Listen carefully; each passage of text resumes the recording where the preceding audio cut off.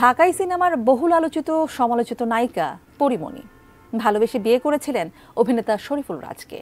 1 বছর পরেই সন্তানের বাবা মা হয়েছিলেন এই দম্পতি। কিন্তু রাজপরীর সংসার সুখের হয়নি। ছেলে পূর্ণর 1 বছর পূর্ণ হওয়ার আগেই স্বামীকে ডিভোর্স দেন পরী। এরপর একমাত্র ছেলেকে নিয়েই এই নায়িকার জীবন। এর মধ্যে জানা গেল এবার কন্যা সন্তানের মা হয়েছেন পরী। আরও জানাচ্ছেন শাহাদাত রিফাত। একের পর এক নানা ঘটনা নিয়ে প্রায় আলোচনায় থাকেন চিত্রনায়িকা পরীমণি। কখনো চিত্রনায়িকা অপু বুবলি ইস্যুতে কথা বলে, কখনো আবার নিজের ব্যক্তিগত বিষয় সামনে এনে হন খবরের শিরোনাম। এর মধ্যে আবারও আলোচনার কেন্দ্রবিন্দুতে ঢাকাই সিনেমার এই অভিনেত্রী।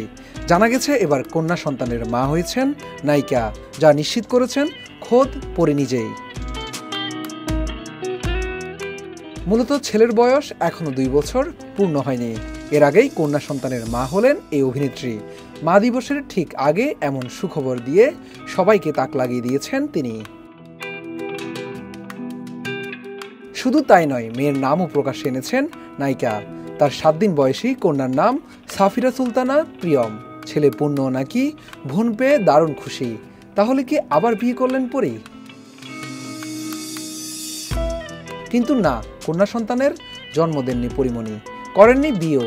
7 দিন বয়সে এই কন্যা শিশুকে দত্তক নিয়েছেন তিনি। নায়িকা জানান, সব রকম আইনি প্রক্রিয়া মেনেই কন্যা সন্তানকে দত্তক নিয়েছেন। পরে বিষয়টি নিয়ে গণমাধ্যমকে পরীমণি বলেন, তার মেয়ে এসেছে ঘরে। তার মেয়ে সাফিরা সুলতানা প্রিয়ম, এই নামেই বিশ্ব চিনবে ওকে। ছেলের পরে মেয়ে, কি যে আনন্দ। তিনি মেয়েকে দত্তক নিয়েছেন। নিয়ম মেনে সই করার সময় মনে হলো আল্লাহ আবার তার জন্য কিছু করলেন। মেয়েকে কোলে যখন নেন মনে হয় তার নাভি কেটেই ওকে আনা হয়েছে। পরীমণি আরও বলেন, তার যা মন চায় তাই করেন। কে কি বলল সেসব নিয়ে কোনোদিন ভাবেন না। কে বলেছে বাবা ছাড়া সন্তান মানুষ করা যায় না? কে বলেছে জন্ম দেয়া বাবা মা ছাড়া সন্তান মানুষ হয় না? এসব নিয়ম সমাজের তৈরি।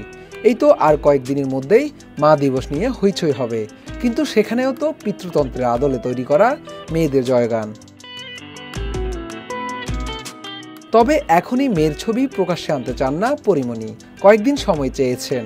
গণমাধ্যমকে তিনি জানান, কিছুদিন পর আনুষ্ঠানিকভাবে সামনে আনবেন মেয়েকে।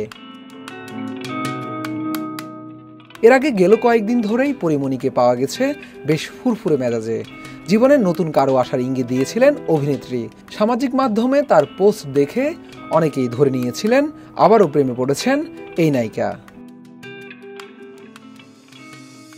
শাহাদাত রিফাত, এটিএন নিউজ, ঢাকা।